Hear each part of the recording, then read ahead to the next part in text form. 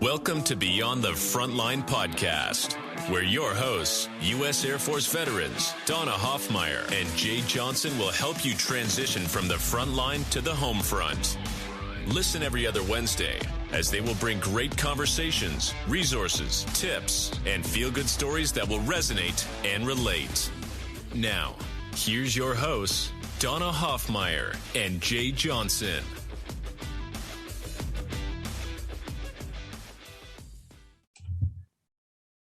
Well, hello, everybody, and welcome back to another incredible episode of Beyond the Front Lines. I'm Jay Johnson, and as always, it is a privilege and honor to be able to serve all of you, our listeners. And you know what? I think I'm going to just hit this up front before I tell you who I'm sitting beside. We hope, we ask, we pray that you are doing well, that you are finding value in everything that we bring you during these episodes. And we're going to ask that you share them. We may not say that enough, but if you're finding value in them, it's not just for you. You can benefit others by steering them to this podcast, letting them know that it's something you're finding useful, and maybe they will find use in it as well. And as always, I am in studio sitting directly side by side with the lady that constantly gets me into mischief, and her husband has to bail us out. I'm sitting with one and only Donna Hoffmeyer. Hello. What is going on, my friend? Aren't I the queen now? Oh, I forgot. Podcast? Yeah. I am the queen. Funny you say that, because our guest today is the She's one the that queen. Initially coined the word, and I said I'm going to refer to you from that point on. So, ladies and gentlemen, I'm sitting beside Her Royal Highness, Queen Donna Hoffmeyer. So I cannot wait till my husband listens to this podcast. Yeah, because I will know when he's listening, because all I'll see is his eyes roll. Yeah, Brian's a big fellow too. I don't want to get his irk. I don't want to be the target of his angst. Oh, he'll just be like, "You didn't." He's like, "Now I got to live with that." That's all you'll get out of that. Yeah. Well, but that'll be reason for me and Brian to go hiking, so we can get away. He's ready. Like a weekend and go. I just told him the other day. I said, "Hey, Jay's ready to level up in the hiking world." He's huge at that. I mean, I go out and I do these little local trails. I may go spend 3-4 hours, but he goes out and does 20 miles over a couple days kind of thing. No. 20 miles a day is what his average is. Forget what I said. I don't want to go with it. Yeah, he likes to do 15 to 20 miles when he goes, it's not a big deal as long as I'll have food ready for him at camp. I'm not You're going to drive to camp and cook for him? I know I look youthful, but that's not appealing to me at this age. Oh my God. He does it. I'm telling you, my kitchen scale, he uses it more than I do, because the scale to measure weight. He weighs. So there's a goal here when you have your hiking pack that his goal is to have a 15-pound pack before you put the food in. And so he has this down to a science. And when he's getting ready for a hike, I know, because here comes the scale. I'm not kidding you, the tent rope, the rope, right? Yeah. He was like measuring this rope, and he's shaking it, not measuring, he's weighing it, and he kind of shaking his head. And the next thing I know, there's like an Amazon delivery, and it's a different rope.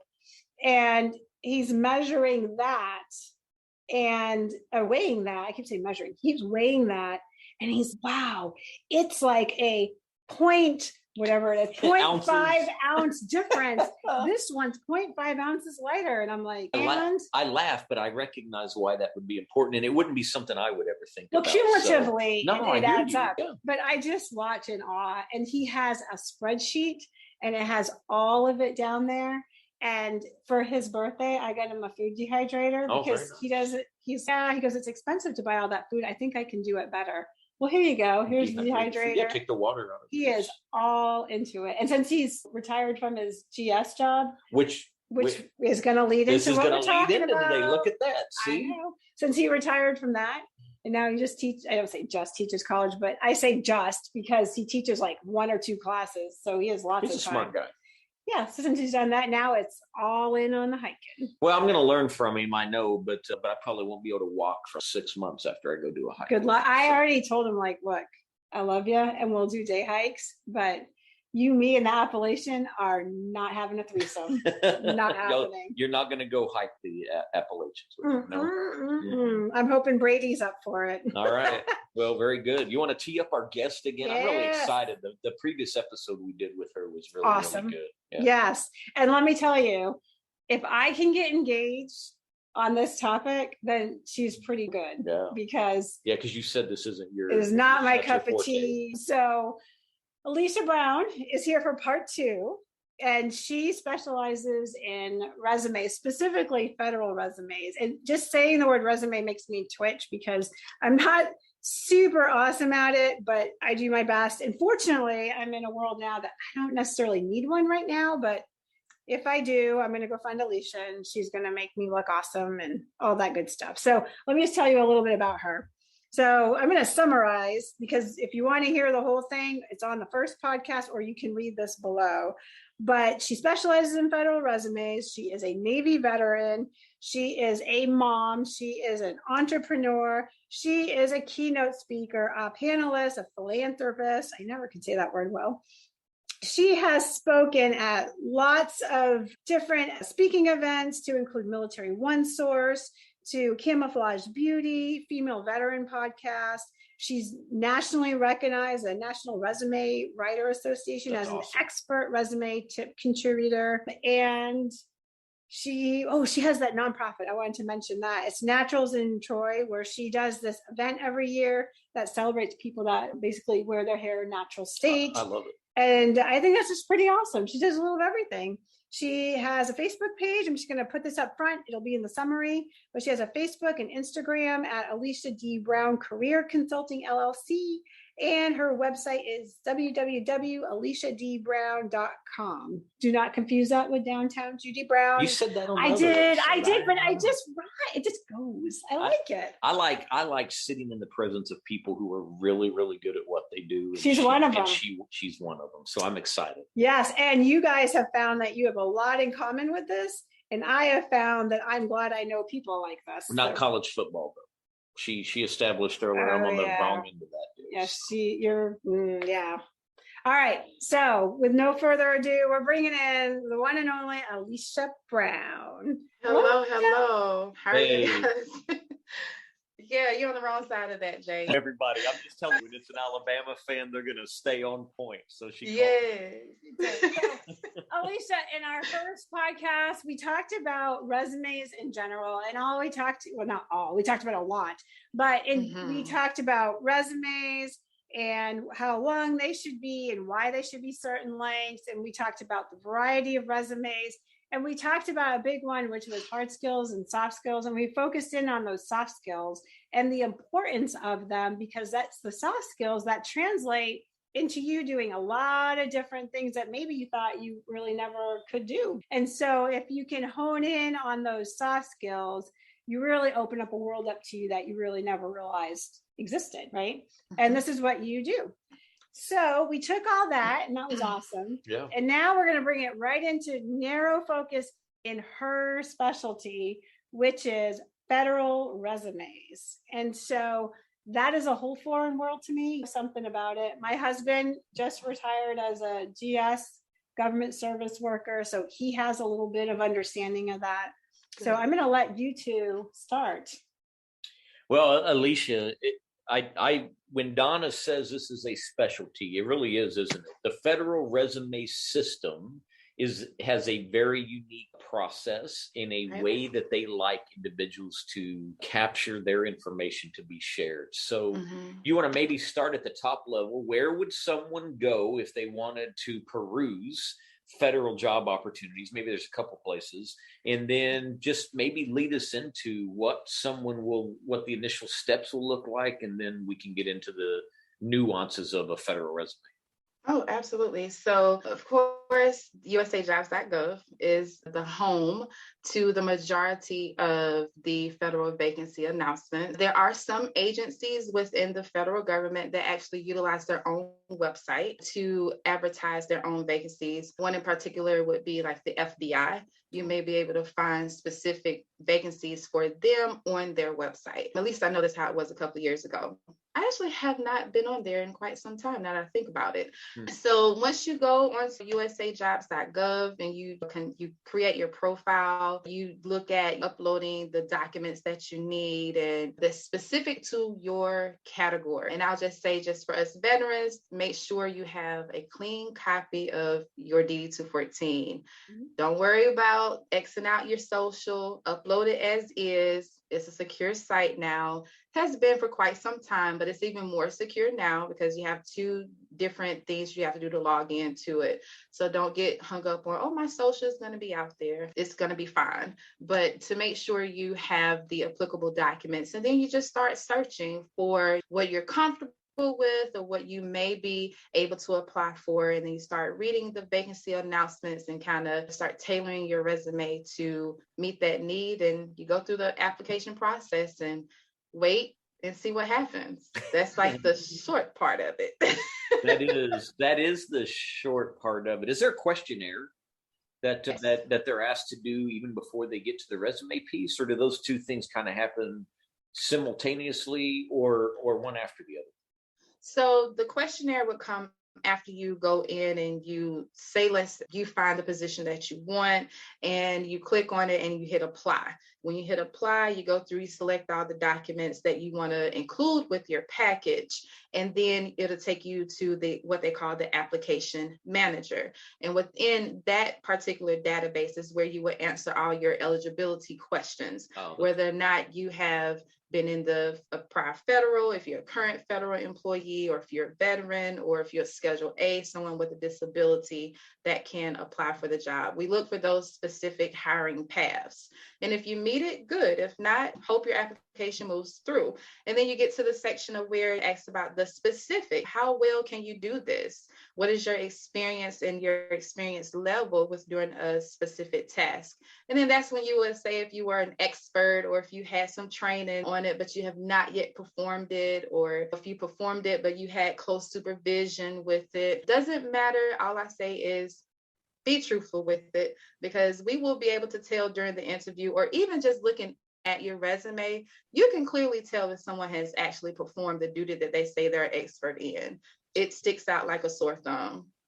So that would be the questionnaire that they would do after the fact. What just came to me, and I feel like Donna and I talked about this not too terribly long ago, Alicia, but isn't there something that even pre-screens electronically before a staffer gets to review a resume? God, you read my mind. That's because we spend a lot of time on it. Seriously, I was just sitting here waiting, going, yeah, we need to talk about the crazy. I didn't mean to step on you. No, Just you didn't wait didn't on my step on me.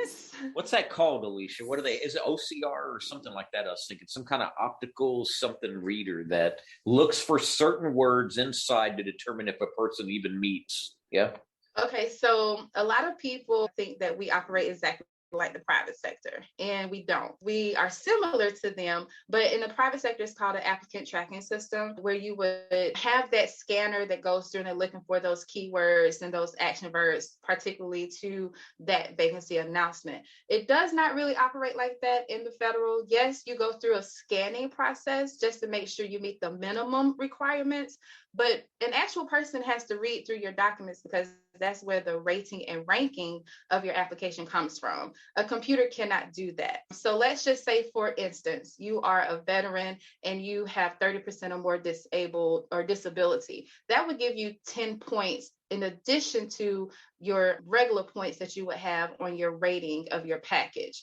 And so that's something that a computer can't see and say, oh yeah, this DD-214 is out here, let me kick out this information.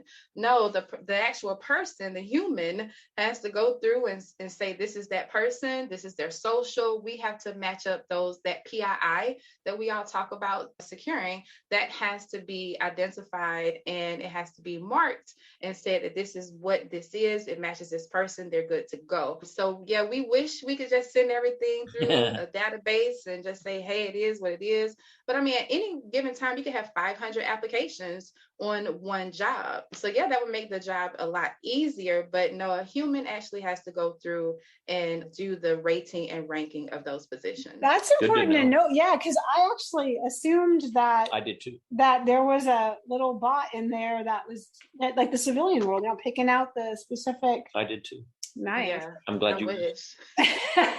Me too. I'm glad you pulled it out of my brain to ask. Jeez. Curiosity question. Oh, Yeah. wait, did I forget it? Dang it. I forgot my caffeine. question. How much caffeine did you have today? Not enough. I need more. See, he pulled more than he pulled my thoughts out of my brain. All right. Well, can I tee one up real quick Yeah, go ahead. while you're here's a unique nuance that I know you're going to enlighten everybody on. In the job advertisement for a federal job, there's usually something called a KSA. Mm-hmm. Would you mind sharing what KSA stands for, why it's important? Or do you even feel it's important? How about that? I don't want to presume. So a KSA, let's start with the definition of it. It's not skills and abilities. It's an assessment. And with that KSA, you have to be very specific. We're looking for detailed information that we cannot find in your resume. Specifically, it would be, let's say, an excerpt to how you would respond to a question or scenario.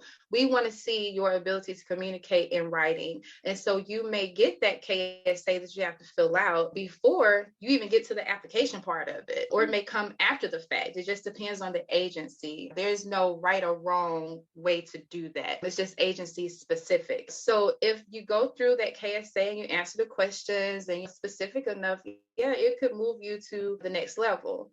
Now, as far as me thinking, are they relevant? Yes. In some positions, I do believe that it is relevant to do KSA, particularly in those human resource fields, because we are people persons. We have to interact with the public. We are the face of the agency.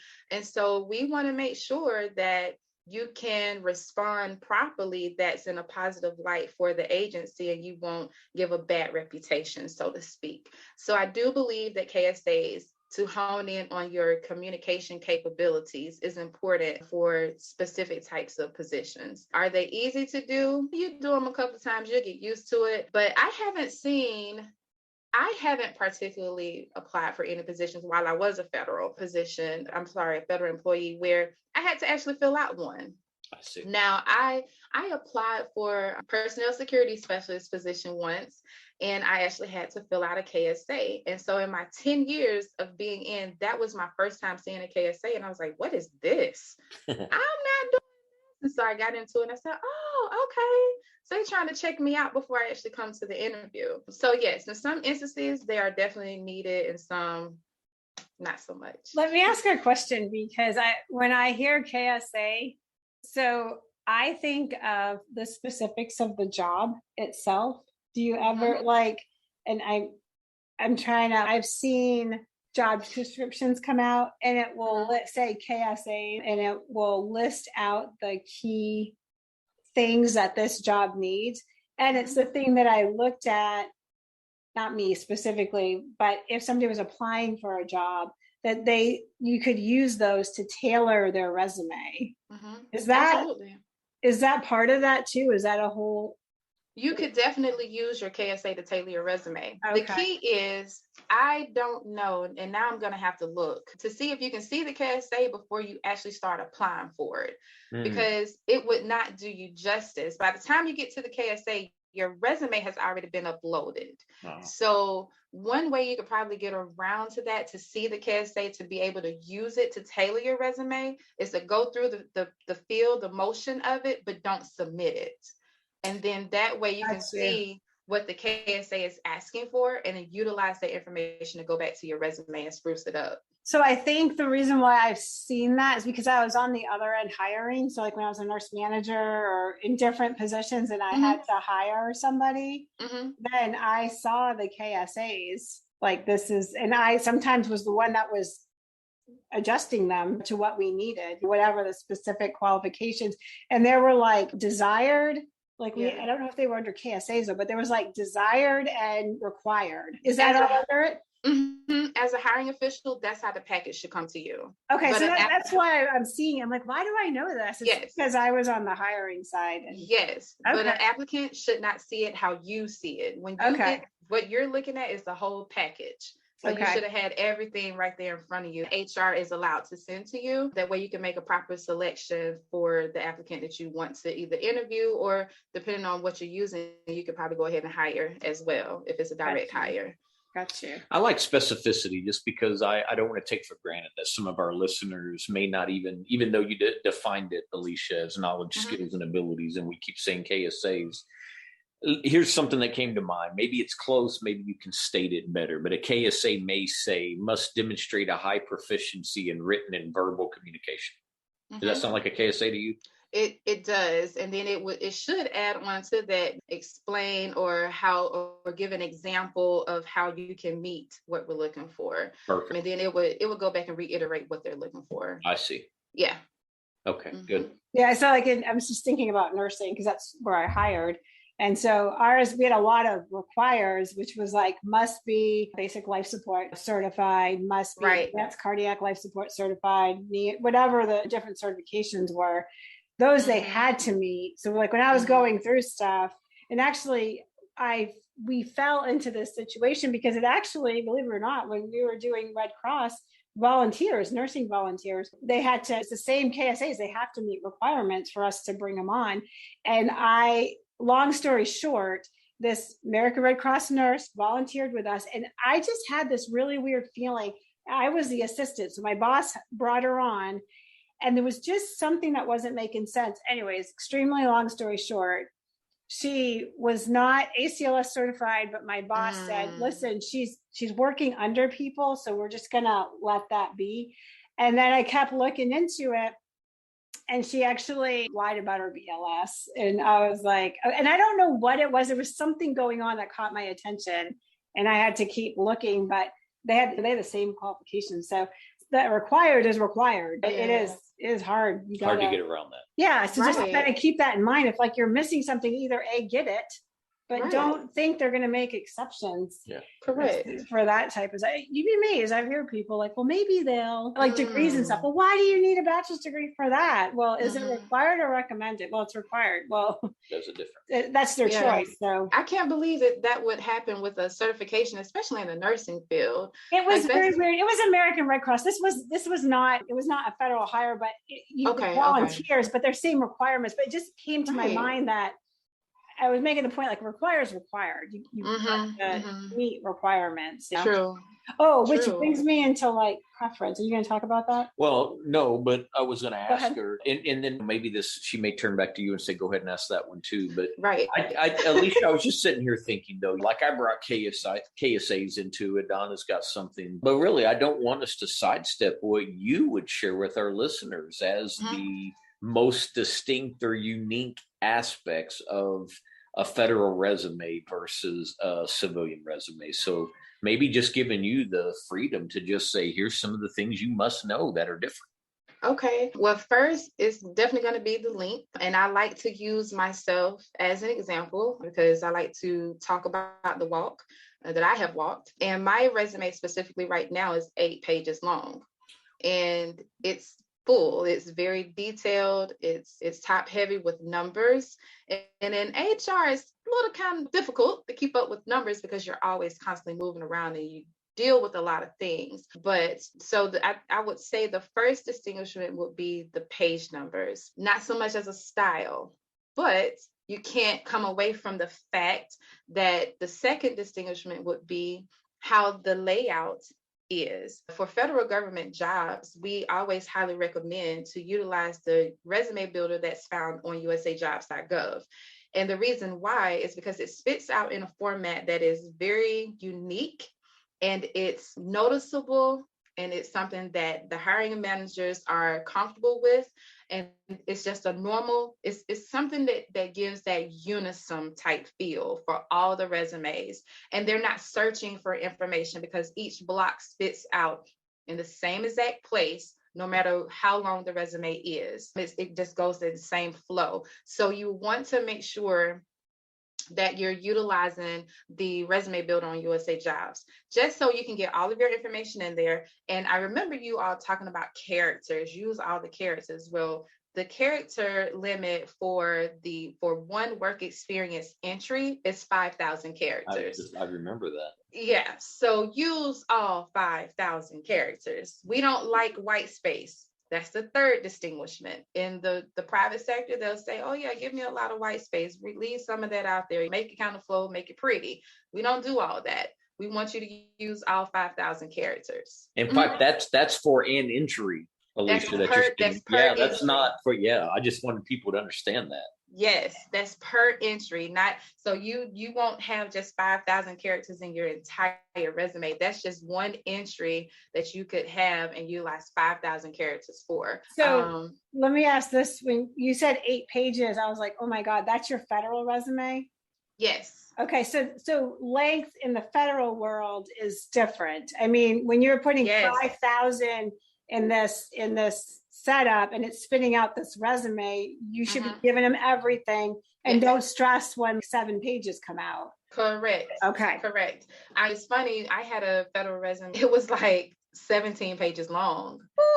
And it was a E9 in the military, and I already knew it was going to be long, but he did his own, and I was so taken aback. I was like, you did a great job, but we need to use relevant information.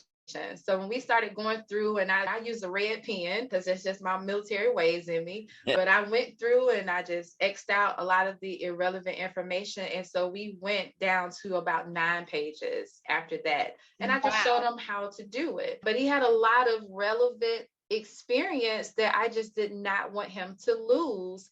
And he came in at the level he wanted to come in. You mean, Alicia, lose, meaning not dilute, right? Correct. That it's not so watered down. They miss these key aspects. Okay. Yes. I am very big on tagging on yourself in writing, especially with veterans. I don't want you to discount anything you did in the military because it matters at some point.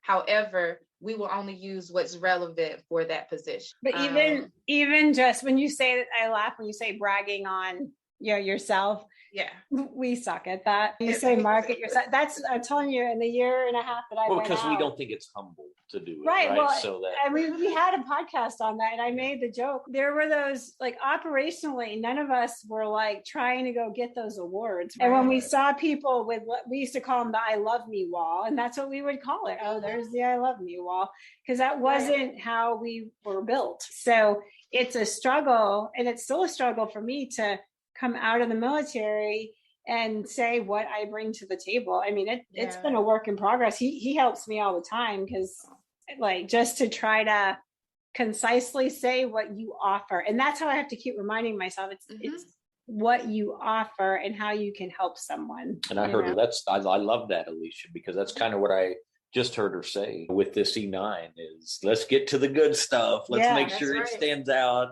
And you said it, I want to help them brag on themselves. So that is a different thing. Yep. It is. And we are not taught how to do that in the military. So those would be my top 3 distinguishment between a federal resume and those that are used for the private sector. I think that with that type of information, people can kind of relax a little, because they will always think, oh, wow, I can only use my 22 years of military experience and I got to get it down to 2 pages. That's a lot. How can I do that? But when you tell them, oh, no, it needs to be at like 5 pages. Oh, for real? Okay, I can do that too. You see the side just come out. Oh, that was like a breath of fresh air to me when you said that. And I'm like, we don't stress about the page numbers over here. We just more so looking for your relevant experience. And we want to make sure that you're eligible for the positions and that you're not just out here, what I would call blindly applying for positions that you do not qualify for. That's the key of it. So when I work with people that are interested in going into the federal, they get more than just somebody that's focused on the resume. I do a little bit of everything just to make sure they're not setting themselves up for failure. I'm going to ask, do you have a question? No. Oh, okay. Because I know that when people are coming out, I mean, we've got junior enlisted, senior enlisted, junior officers, senior officers. What is your clientele that you take care of? Who do you? What's your avatar of your? Yeah, I mean, and the reason why I'm asking this question is because I don't want anybody to think, like, I retired as an officer, and I don't want people to think, well, I retired as this rank, a senior officer rank, and I should know. Well, I can tell you, I retired as a senior officer and I don't know. And so I say that because I want people to say, hey, ask for help. It's cool. Yeah, I range anywhere from your E3 all the way up to an E9. It is my goal. Actually, it's on my calendar for this year to help an officer transition into the federal government. I have not had that happen yet, but I know it's coming because I want to be able to do a resume at the SES level, because I would not say to go for a GS-15 or anything of that. No, I need you at the SES level. You're policy making, you've had that under your belt, so that's where we need to get. So I definitely want to get more in tune with SES type resumes, but definitely all the way up to the highest level of enlisted is E9 is what I have been fortunate enough to assist and have learned a lot from them. Even though I was enlisted myself, it's just different on this side when you're working with them, trying to help them make another lifestyle. And so I kind of get a little teary-eyed because I'm like, yeah, y'all helped us, so now I get to help y'all. So maybe Donna and I will be able to help you with that, Alicia, because we partnered. Reads my mind again. Yeah, we partnered together inside one of the Chamber of Commerce's. Mm-hmm. We just stood up a Veterans Council, a committee, if you will, and we're going to advocate on behalf of veterans and across a lot of areas.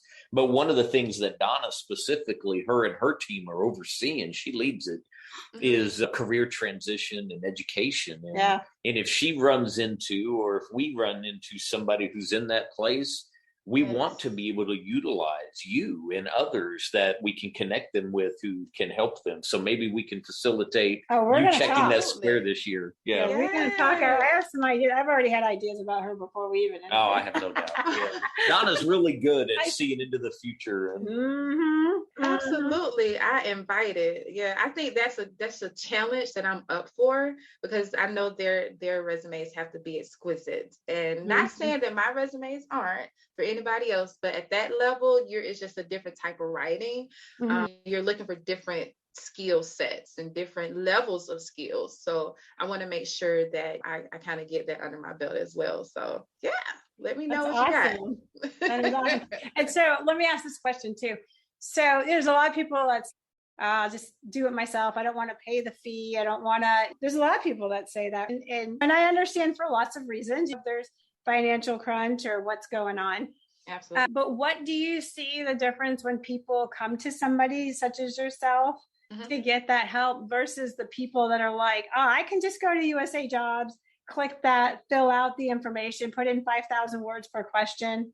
I'm good. What do you say to that? I say go for it. I do. I am here to teach you how to articulate your worth on your own. It is not my job to teach you just a little bit and you keep coming back to me. That's not my goal. I'm not here to continuously be in your corner for development purposes. Now, if you get into the federal and you're like, okay, how can I get from a GS5 to a GS7? Okay, well, let's look at what you already hold that can help you get there. I'm that type of consultant. For those that just don't want to pay the money, I get it. I understand, but just be ready to accept what you have done for your career and your lifestyle, because you don't want to invest properly. I had to invest in mine, a lot of time, a lot of research, a lot of mentoring from senior specialists just to even learn the proper ways to do this. And so whether it's time or whether it's money, you got to put in one of the two or maybe both. But yeah, I'm all for the individuals who want to go for it and do it, or they want to develop their own resume content and then I review it. I am here for that all day long. I stand behind them. Can I just say, that's got to be one of the most refreshing things I've heard. And I hope that people listening to this turn to you for that exact reason. Now, that doesn't mean that anyone should be taken advantage of, and you wouldn't let that happen either. But it's refreshing to hear somebody say, what if someone can't do, or there's something limiting them, then go for it. And I just see value in having an expert in my corner, though. I'm going to say that too. And you are, in what we're talking about, you have vast experience with helping people craft them in the right way that hopefully lead to them getting an interview opportunity and maybe the career of their choosing. So, but very refreshing to just hear your heart lead out there and talk about wanting to help others. Yeah, I wasn't expecting that answer, but that's why I giggled. I was like, dang, that's awesome. No, Yeah. I think it's great because I don't think that there's really one answer and there's no one right answer. But if you really want to invest in leveling up, you invest in leveling up, right? I mean, that is as simple as that. I mean, when I want to go look at doing different things, the business I'm actually looking at starting or I'm working on right now has to do with coaching and in a writing world. And that's going to be the question. Do you want to learn the process? And you said that you are there to educate. Correct. And that is what's really the key. Right. This is not just let me do it for you and spit out something awesome. It's you're going to go through the growing pains because it is growing pains, right? It is learning why and understanding the why. It is. And it's painful. I mean, it is what it is. And I say a lot to people, I get asked a lot, why are you a consultant or what's the difference in a consultant and a coach? I mean, a coach is going to hold your hand through thick and thin. I'm going to hold your hand at the beginning, but then I'm going to turn loose. And then I'm going to let you go through the motions. And I'm going to be here to give you options and possible outcomes. And that's the only way you're going to be able to grow. You have to and really learn the aspect of it. Your coach is there to take you through and do some of the things for you. That's not my responsibility. Now, I'll take your information and maybe give you suggestions and recommendations and explain why, but that's just not my goal to be a coach. Even though I had to go through the coaching myself to get to the consultant piece of it, but I prefer to consult and give you options and recommendations because at the end of the day, it's your career. And I don't want you looking at your information or your experience and thinking that, oh man, I'm missing this, or maybe I got too much of this. No, you got to see it as an equal plane. That way you can actually have a successful career. So that's where I come from. And I found that to be like my happy place and just try to get people where they need to be and learn how to do it on their own. That's good. I say that all the time too. I don't want somebody dependent upon me. It's a collaboration, it's a partnership, but at the end of the day, I want them to be able to do and stand on their own 2 feet and, and to not need me. That's 100% true. To work yourself out of, I used to say when I train people, I'm here to work you out of myself out of a job. Like I want, even when I was a trainer, a personal trainer, I used to say, I'm giving you my knowledge. So you can go off and do this and you don't need me. I have a client that's been with me 2 years, a coaching client, and I have this discussion with him. I've had it probably for the last 6 months plus of I really feel like you're at a place now where you're pretty effective. You think appropriately, you organize thoughts, you work through problems. Are you still sure that you need me? Because here's how he can spell it out. Here's how you still add value. And I'm like, okay, if that's true, then I'm going to continue to work with you. But I don't want it to be because I've created a codependency. And that's the key right there. So and just to clarify, you're not there to they hand you this resume, you spit out complete magic and they go get their next super job. It's a collaboration. Absolutely. There's one thing about the quote that you said, Jay, on that last episode, and I actually wrote it down. You have to want to actively participate in the process. Yeah. I said, that is so head on. I mean, I wrote that down because I'm going to put that on my Instagram and my Facebook. Use it. Use it. Run with it. Because you have to be actively engaged in your career, whether it's federal or if it's private sector. But you have to also want to learn how to do these things. You want to learn how to navigate the process and how to get that success. So I that quote is going to go a long way with me. And a lot of clients are going to be introduced to it too, just to let you know.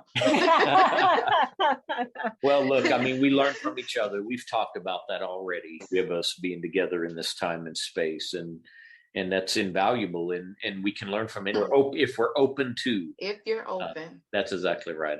That's really key. You were going to ask something earlier on preferences. Do you feel like I've covered that or hit that, or are you good? Well, I'm sure it's in there, but it's just for people that are new to the federal resume and the federal jobs. You just want to touch base on veteran preference, how that all went down. Sure. Well, the big thing people want to know is the number side, right? So we have three categories for vet preference: 0%, 5%, and 10%. 10% is, of course, for those individuals who have a 30% or more disability, and you have to be able to support that with documentation from the VA. One thing that I like to express to individuals who are submitting those VA letters: we don't care about how much you're getting paid every month. So if you have access to your e-benefits, which everybody should, go on and print out the letter that just shows your disability percentage. That's what we want to see and able to give you that extra 10% for your rating. The 5%.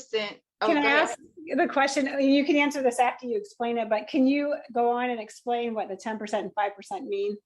Yes, that means you get an additional 5 points, or you get an additional 10 points to your final rating score. Okay. So after you apply for the position, you go through this whole rating and ranking process. Rating your resume, you can say that you have the 30% or more disability. We validate your documents. We add an additional 10 points to your score. Okay. So that's how veterans are able to, I would say, get into more positions, if you will, over someone who is coming off the street with no vet preference or no type of military affiliation, because they get those extra 10 points. Okay. And then the 5%, I'm sorry, I kind of cut in between. The 5%? Sure. The 5% is given to individuals who have a disability rating. And there are other categories too that go under those, but more specifically, I like to talk about the disability part of it, because there are documentations that you have to provide. But those are for, the 5% goes for individuals that have a rating of 10% to the 30% level. And if you provide the documentation to support that, then we'll validate it and you'll get your 5 points at the end of your rating. And then 0% is those that are rated at 0 to 10% disabled as well. Is there one for veteran spouses? Is there a preference for that? For military spouse, but not for veteran spouses. Oh, okay. So it's actually a hiring path, and it's military spouse preference.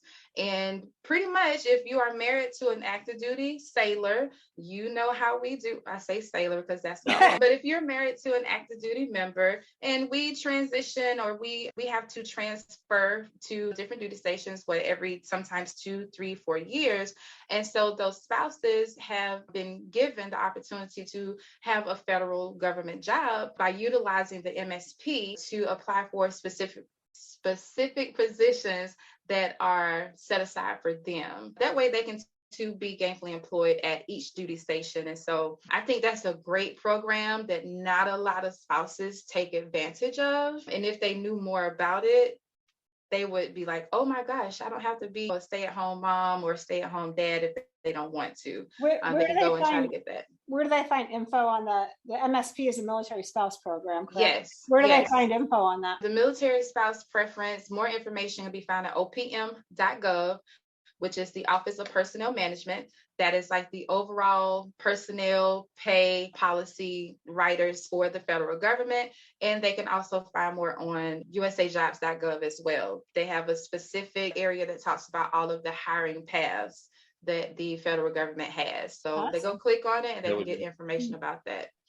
Yeah, it's important to hear that, because I mean, we are geared to veterans, but military coming out, transitioning out, but spouses are just as important. That's right. The backbone of a lot of the military. They're the silent heroes. They're back there supporting them, and we want to make sure they have resources too. So, well, and we say this all the time. I feel like, Donna, you and I during these episodes, that although our target audience is primarily veterans, it doesn't mean that it's exclusively veterans. So something you said a minute ago, Alicia, is there's this system that gives you a bump in points for preference over those that may be coming in off the street.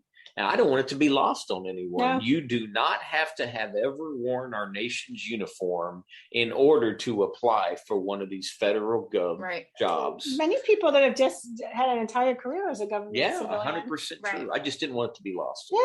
Absolutely. So. Yep, I agree. And then there's a hiring path of open to the public. So that is geared specifically to those individuals who may not have been prior federal, or they may not have the military experience and they still want to work in the federal government. They can apply to the open to the public positions. And when an agency decides to post a job tied into what you just said, Alicia, they can actually say closed, meaning it's only available to those currently serving in a federal job. Correct. Current federal employees. That's how I kind of moved around a lot. Yep. Took advantage of that myself. Yeah, that's a great hiring path as well. But you know, the one good thing that I see, you're not just restricted to one hiring path.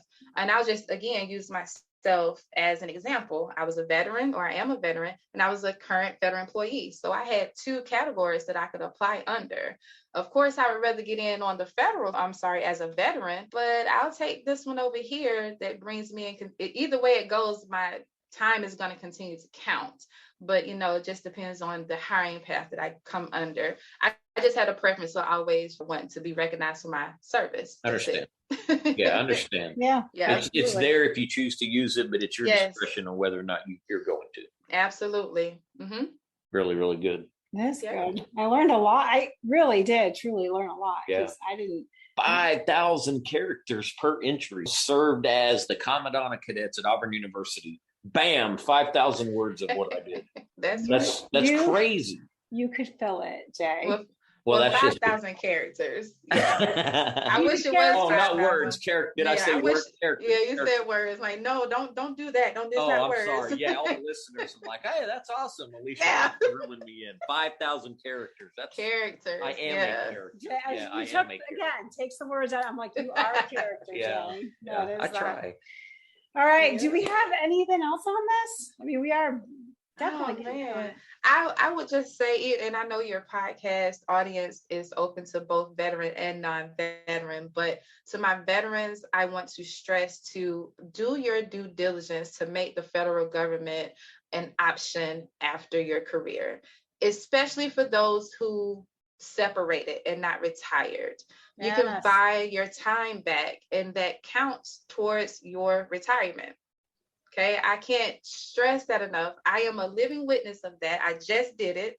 I can't get the money for it because I'm not minimum age, but when I reach the age, I'm going to file and I'll have my time. That's and amazing.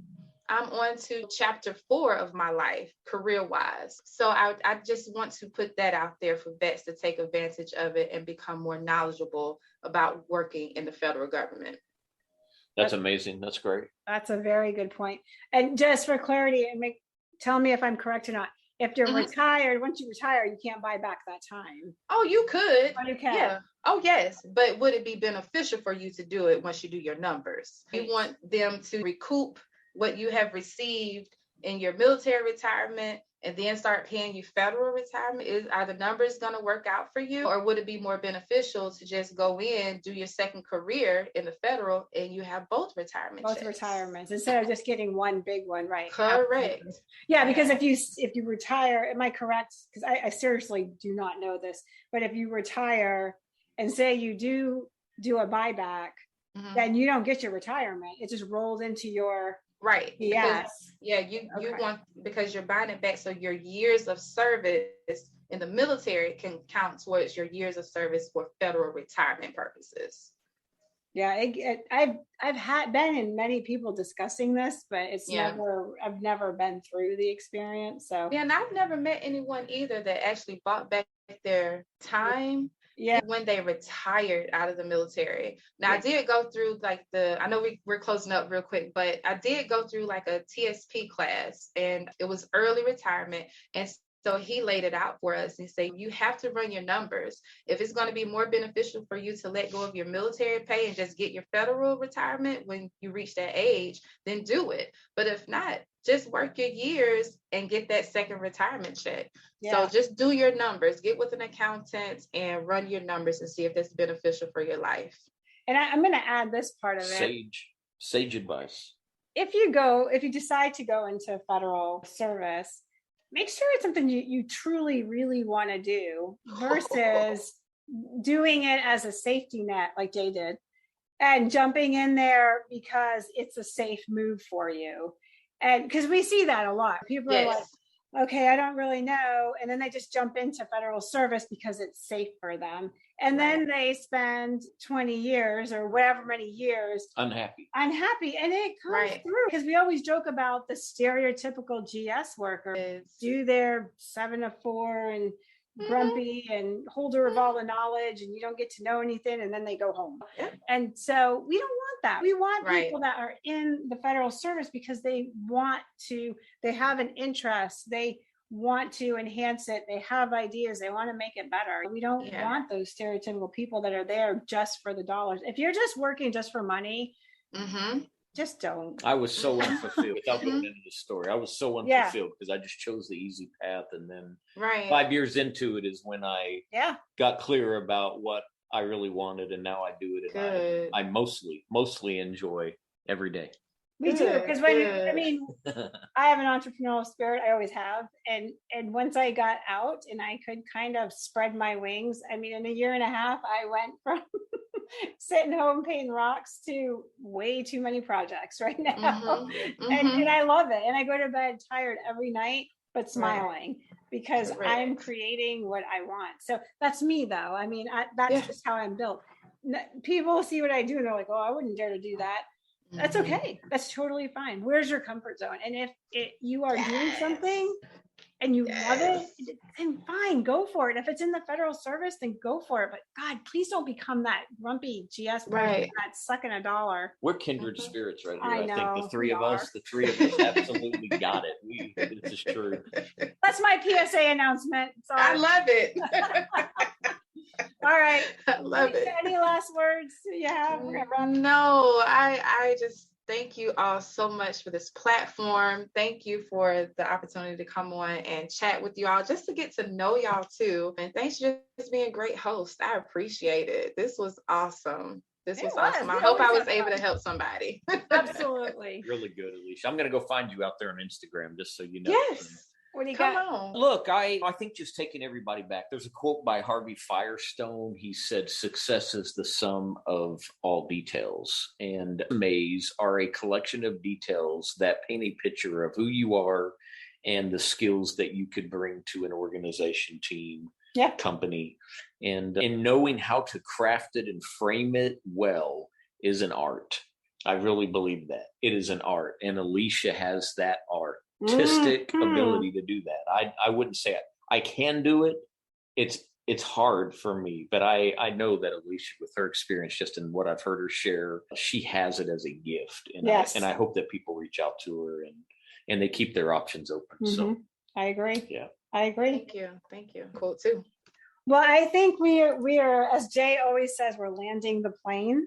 And to all our listeners, we're always very thankful for all of you. We hope we bring value to this show for you guys. We have many podcasts to come. We have many that we have out there. We encourage you to listen, to share. Please comment. Coming Home Well is we call parent podcast.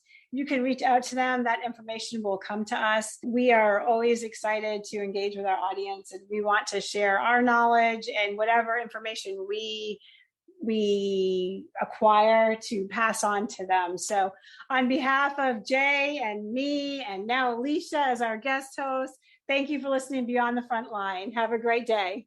Take care, everybody. Thanks for listening to Beyond the Frontline, a podcast of Coming Home Well. Join us every other Wednesday. And if you enjoyed this episode, please share it with others, post about it on social media, or leave a rating and review. Follow us on Instagram at ComingHomeWell_BTS or on Twitter at ComingHomeWell. Thanks again. And until all are home and all are well.